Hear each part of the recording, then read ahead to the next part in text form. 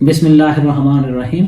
آج میں ایک چھوٹے پوائنٹ پہ جو کہ زندگی میں بعض اوقات بہت بڑا ہو جاتا ہے تھوڑا سا بریف کرنے لگا ہوں میڈیسن کے حوالے سے، وہ ہے غم کی کیفیت۔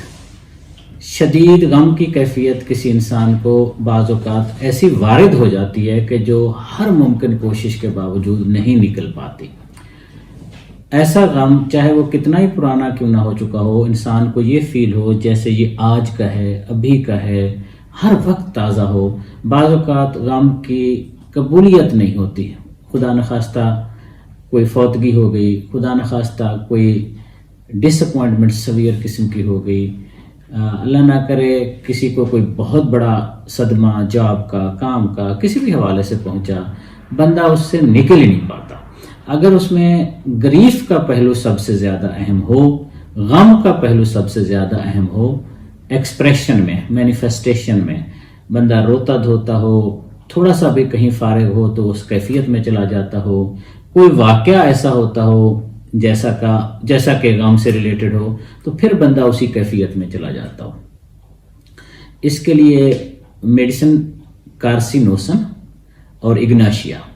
کارسینوسن ایسے غم کے لیے سب سے پہلے لینی ہوگی جو ہو تو پرانا مگر چلا آ رہا ہو اور فیل ایسے ہوتا ہو کہ یہ متواتر جاری ہے۔ مثلا کوئی 10 سال پرانا واقعہ ہے جس کے اثرات ابھی تک آج بھی ویسے ہی فیل ہوتے ہیں، جب یاد آتی ہے تو بندہ اسی سٹیج میں چلا جاتا ہے۔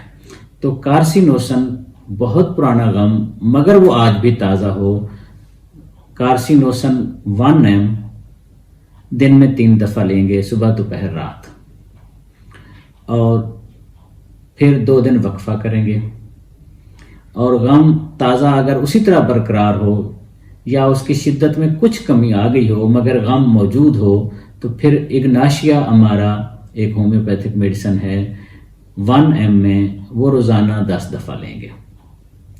اگر غم بہت شدت کا نہیں ہے، بہت پرانا نہیں ہے، تو اگناشیا امارا اکیلی کافی ہے، 15 دن 10 دن جیسے سچویشن ہو، جو کیفیت ہو، 1M میں دن میں 2 دفعہ 10-12 دن کافی ہو جاتی ہے۔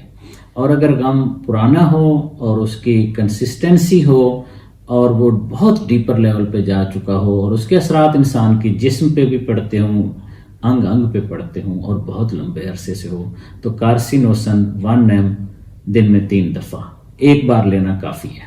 Thank you very much.